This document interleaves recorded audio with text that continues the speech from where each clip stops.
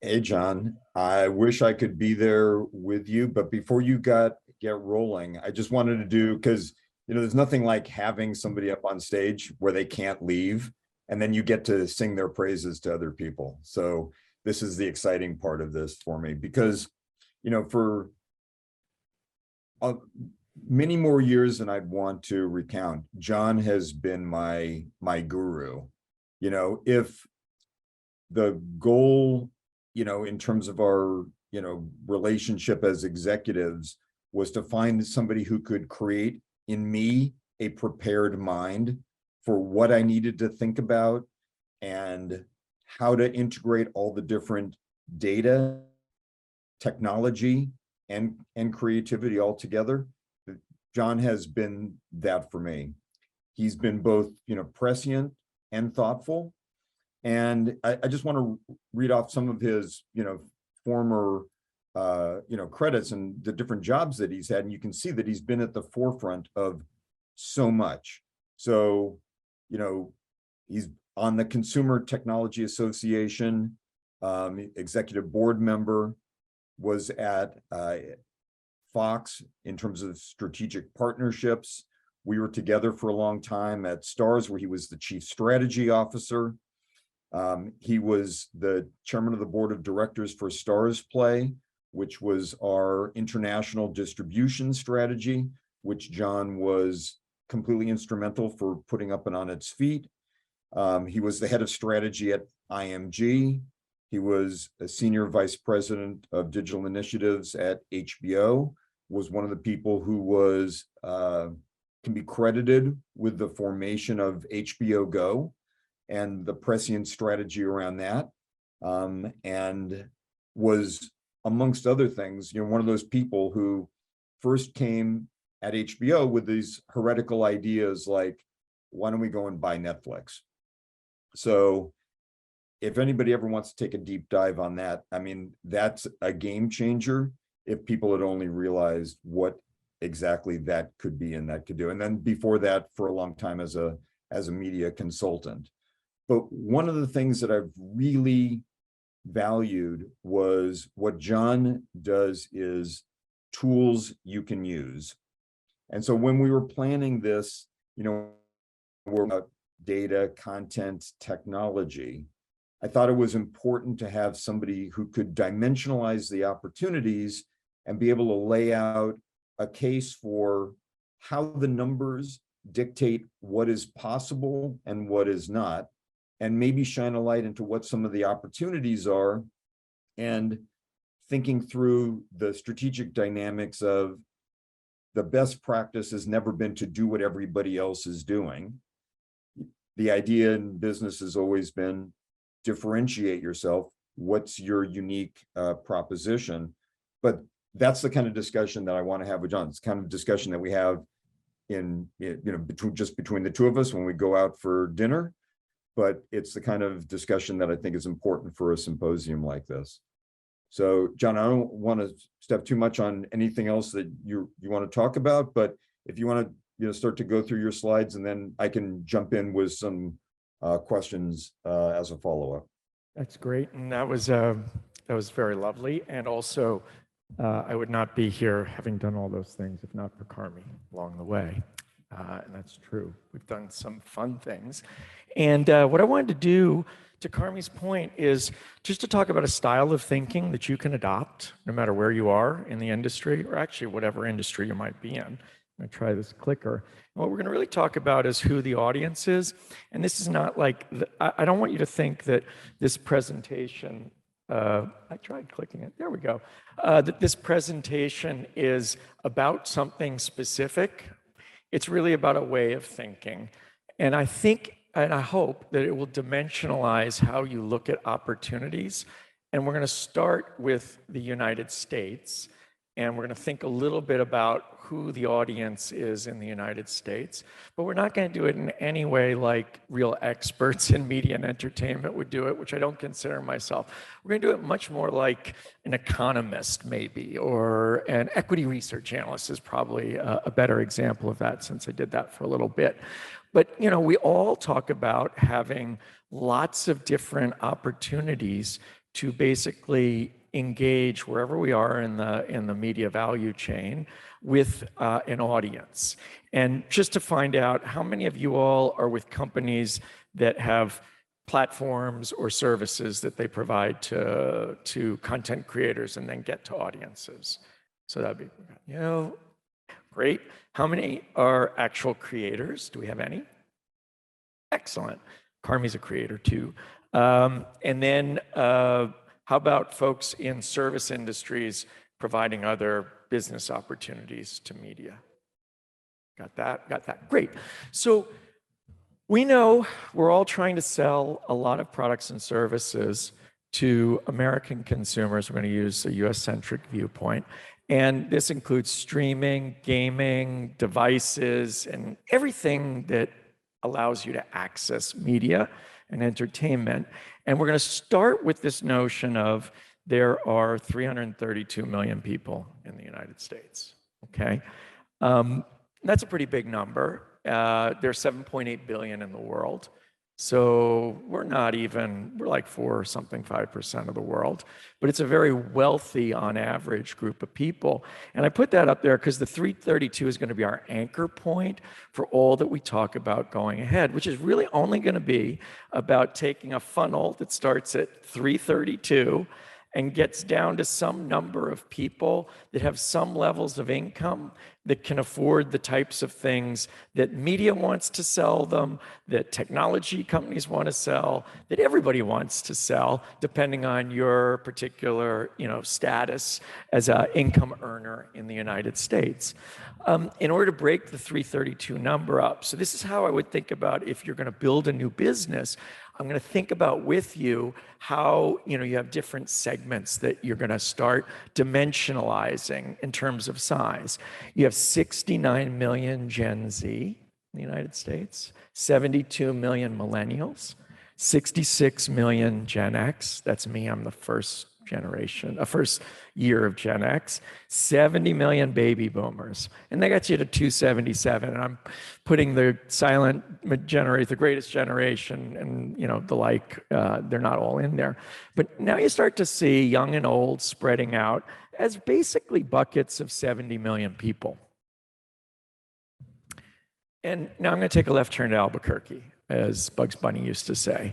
And the reason I'm doing this is to get through the slides quickly, but I'm showing you not a particularly straightforward logic flow, but if I have those people and I want to reach them, there's something called some type of broadband through the air, through the ground, and people have phones and broadband connections. So there are those people. Now, how am I going to reach them, right? So I got 130 million households in the United States. And I have 111 households that have access to the internet, okay? That's including people who access it on their phone. So all of a sudden, and I could tell you that there's roughly 2.5 people per household.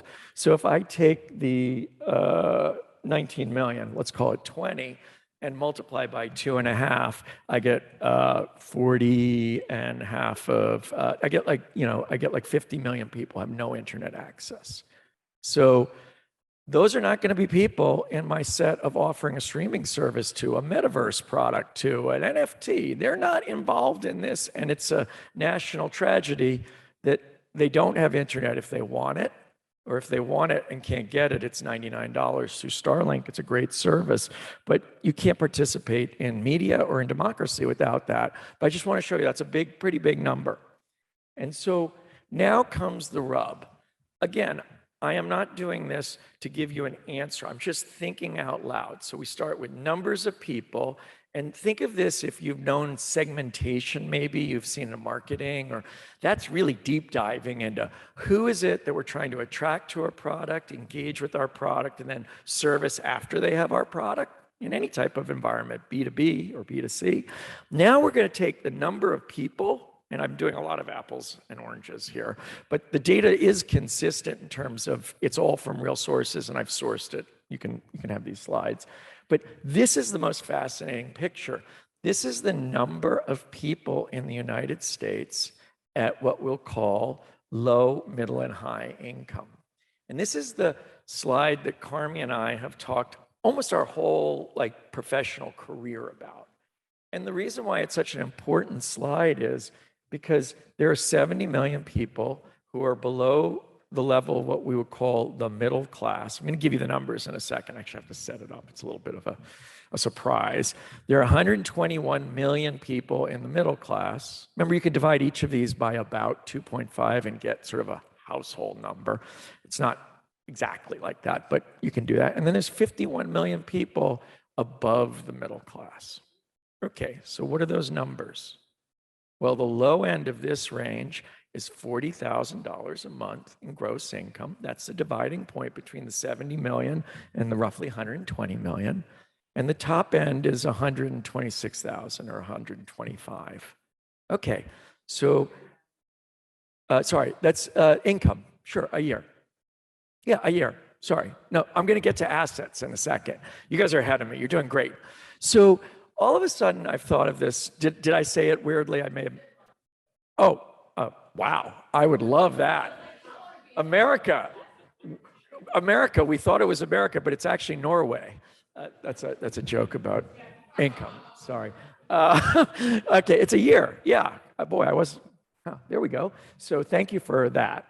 And the reason I say that this is such a powerful slide about thinking about any business that is somehow related to media entertainment and what Carmi and I have worked on is that if you look at the middle of the middle is $67,000 of annual household income. That's the median household in the United States.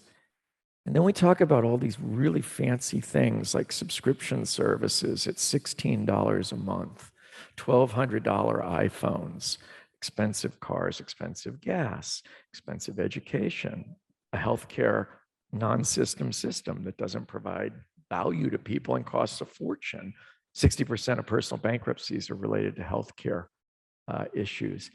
And you'll all of a sudden start to really have a deep sinking sense in the middle of your stomach that a market of 51 million people on the upper end, and remember, there could be two in a household, but I will tell you the unfair thing is that at household incomes above $75,000, you really do need two people to get into that top end in the United States. It's not like $226,000 a year earners.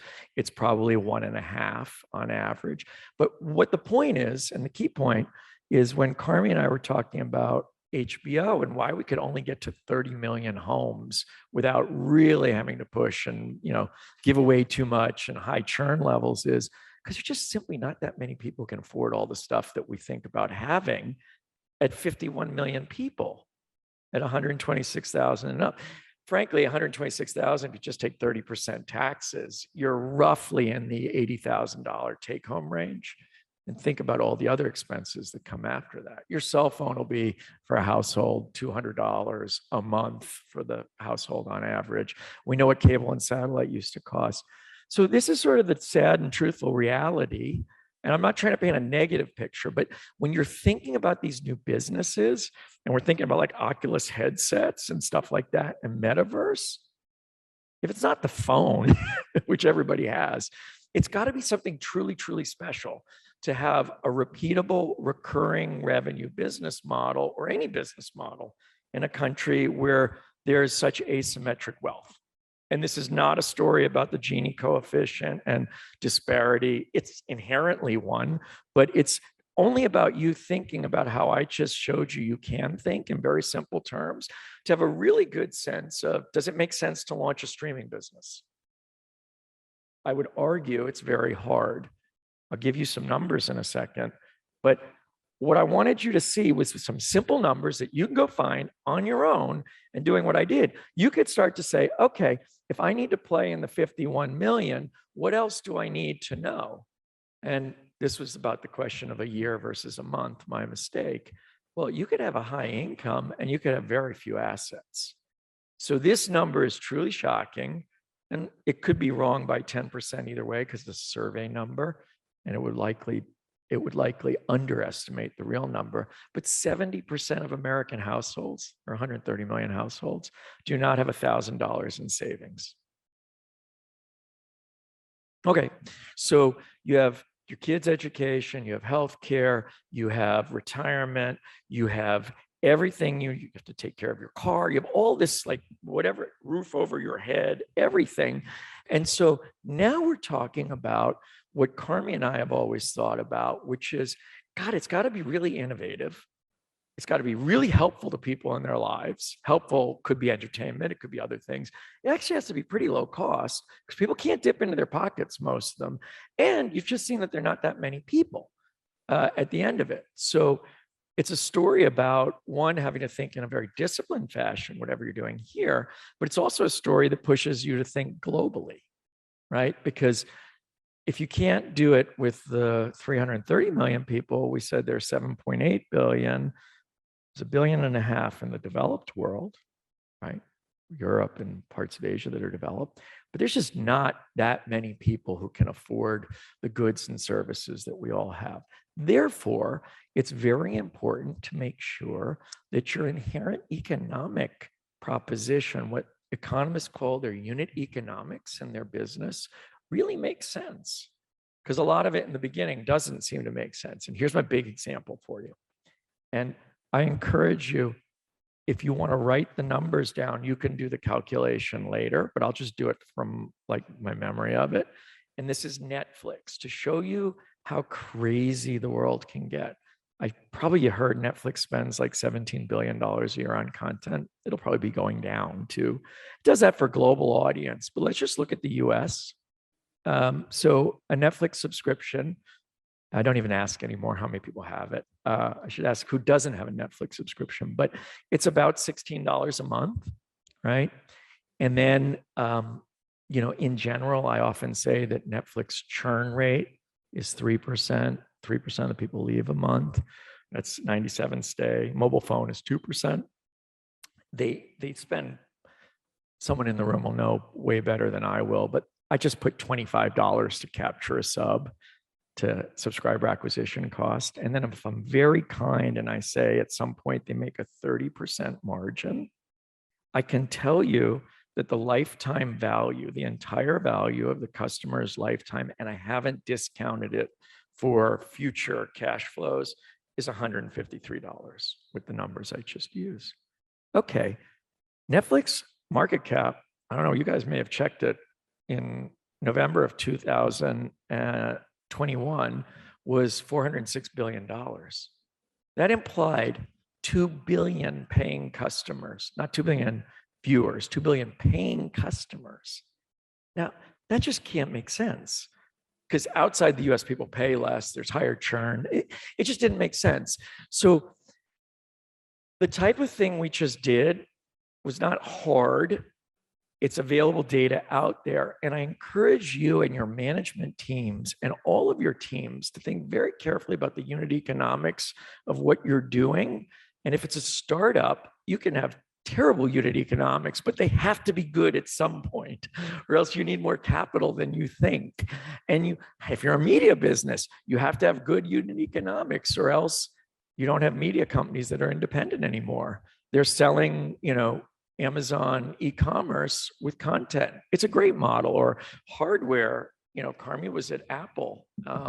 And all of this becomes really quite stark when you think about the characteristics of your potential demographic user slash consumer base. And it works B2B and B2C. And it works in any country that you're in. So we did a little exercise. We have a few more minutes. We're going to talk for a couple of minutes here. But the point of that was, when you hear everything you hear about the metaverse and all of this exciting stuff, I'm all in. You had me at go, but you got to think about the unit economics. And I want you all to think, whatever you're selling to your client, if it's not benefiting their unit economics and it's not benefiting their customer lifetime value, you're not really helping them. You're shifting money around, which is okay. You can do it and it helps, good, but it's not a long-term solution to the problems that we call the engagement economy. Carmi, I used up way too much time, but did you want to throw a question in? Because we had some really good ones that you had. Oh, so, it's sobering, John, but it's important information for, I think, people to understand. So if you think about the adage that, plans are useless, but planning is essential. And, is there a best practices model for how either creative people or business people should be paying attention to what's going on in their corresponding area? So should creative people be paying attention to these numbers? And should business people who realize the numbers be thinking about what can creativity offer that differentiates and rises to that level of something that people want and will spend in order to have? That is a fantastic question, because you said something before in your earlier comments about basically differentiate or die. So we get caught up in these paths, right? So as managers and as creators. So the path that we're in now is wealthy households get streaming services. They get an average of 3 of them or 2.5 of them. They have a bunch of money, but we just saw that there are very few of them. Where is a lot more value potentially? Right down the middle, right? So does down the middle mean you're going to have as much money to put on the screen or in the, in the game engine, in the renderings and all? Like, probably not. So having some sort of calibration of where you're playing and what you're trying to do with the product and service, which when you present to the consumer is the actual interface between your asking them to give you their attention, which is convertible to ad dollars, or reach into their pocket for paying you. The right to have them do that is creating value over time, right? Because if you don't do it over time, there's not enough money in all their pockets, and the inflation that we're seeing now, which is not that high compared to times in the past, but when you've lived through 20 years of negative interest, real interest rates, it seems very high. And I'm not suggesting it isn't high. It hurts people at the lower income spectrum, the 70 million below $40,000. So thinking about the business opportunity, if you're a business person, of going more to the middle, the Walmart strategy and the Costco strategy covers almost the entire stack. It's quite brilliant, right? Does it with scale, huge amount of capital. And I'm not saying you can do that in media or metaverse or NFTs, blockchain, or overnight, but that's where you could be thinking. And I guarantee, as Carmi pointed out, that the planning piece is really important. So if you're a creator on the other side of that coin, and Netflix is spending 17 billion before the stock tanked, and all of the stocks, because the questionable unit economics we went through, all of a sudden, if you're a creator, you're saying, I'm going to do this until I know it's not going to happen, because they're not going to be buying as much and it's going to be hard to sell them expensive stuff. So I better be able to offer them different things all the way, maybe, I'm joking, but from reality to high-end scripted. And the truth is not convincing yourself that the party's going to keep going. And having optionality, like a well-diversified portfolio in investing, is really a great thing if you're not a professional investor. It's a similar type of thinking. And Carmi's point about planning and thinking through those things is really important, because there's whole huge pockets that are being missed in the middle. And it could be through partnerships. It could be through brands coming together. It could be through so many different things. So I didn't mean, and Carmi made a great point, to present a particularly negative picture. That's just the reality of the market we're in. The negative picture is, if you're used to the great times for the last 40 years of media and entertainment, it's not going to continue that way. But the other opportunities are massive too. But you really have to think hard. You cannot just take your cookie cutter business model and your cookie cutter content creation approach and plan on decreasing cost curves and bigger margins and think it's going to continue. And that's the exciting part. And I guess because we know it's great as a hedge against my genetics and dementia, to keep thinking is a really good thing, because they show it helps to prevent dementia. So that's a bad joke, but these types of wicked hard problems are actually really good for your brain. Carmi, another question. Yeah, John, one of the things we've talked about is the toaster. Yeah. And not that anybody relates to this anymore, but it goes to the place where there are certain companies which are not paying attention to the economics that you're laying out in a direct way. with their programming choices. You know, people like Amazon, Apple, maybe Disney, you know, that have an ecosystem of which this is just some component of. So from, I guess, like an analyst's viewpoint, how do you look at how that contributes or maybe doesn't, you know, into a comprehensive strategy of what these companies are trying to do, what they're trying to fulfill in terms of the role of the consumer? It's a wonderful question. So we have this little code that we use. He said the toaster. It's a great thing. We talked about this. So back in the 1970s and 80s, if you opened a bank account, they give you a free gift. And often it was a toaster and then Time Inc. for all the magazines. You get an alarm clock or a bag or something like that. And it's really a nice idea because someone sort of sees something that they like and they might want that. But on the other hand, the business model of the bank is about getting your deposit in the old days and then reinvesting that. And Carmi's talking about something very unique, which is sort of the last men standing, people standing. That was very 1970s and 80s, because I just made that point about the bank, but very 2000s, the last people standing are the very large media companies, Disney, Fox, you know, to the extent Warner Discovery, we'll see where it goes. They're in a place where they have to make the bank work without the toaster.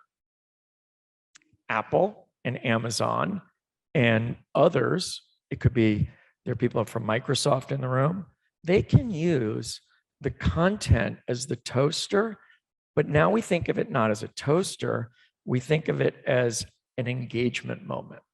And the engagement moment has a cost, and the engagement moment then leads to some other subsidiary value creation through a bigger, better business model. Because the media business model was never really good, and this is the dirty secret that you probably all know, but it was never really good until cable and satellite came along. It really wasn't even good before that. For movies, it wasn't a great business. It wasn't a bad one, but it wasn't really good. So the toaster of today is, like we learned in 2000 that all companies had to become technology companies. We're really learning that all companies have to an engagement element, whether they're B2B or B2B2C or B2C. And so where Carmi is, you know, thinking and looking around the corner is, if you have a very substantial business model, call it AWS, right? Or Prime, or you have a very substantial, you know, you have 80% of the global operating income of the entire smartphone business is Apple, with only 13% global OS share. Everybody else, including Samsung and LG, LG's out of it, fight for the 20% that's left over. So when you have those types of business models, you can use the engagement piece of the content to support the benefits and opportunities of those other business models. But if you're skating along in the middle ground, where content creation costs are so high for owning it and creating it, well, you'd probably say to yourself, okay, we better not get drawn into that. If you do, you got a bigger problem. But maybe you should think about, like, how do you partner with creators on TikTok? And you see this starting to happen.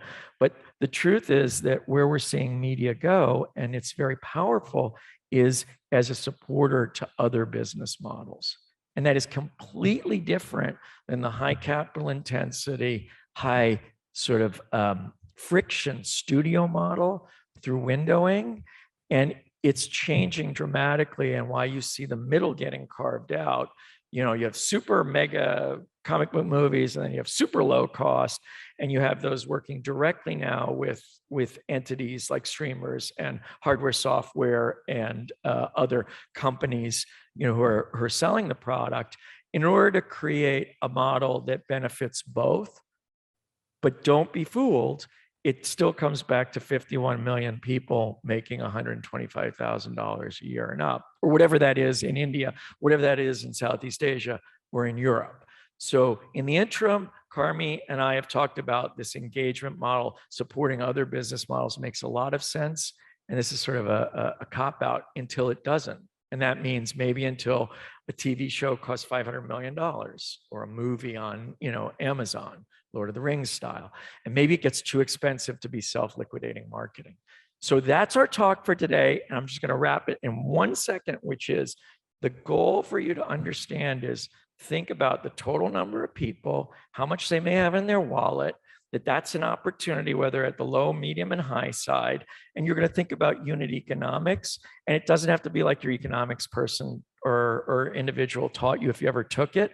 It really has to be almost as simple as I tried to make it, because that'll give your Geiger counter in your gut the reason to say, let's go into the VCs, we can pitch them and we got something here. Or if we're going to do something at a big company entrepreneuring, we're not going to hurt the core and we're going to extend in something that's got good unit economics, as opposed to we go into streaming when the core had good unit economics and streaming is bad. So now you have a framework, go forth and hopefully use it, and connect with me on LinkedIn. I think I have a slide and you can, oh, it's okay.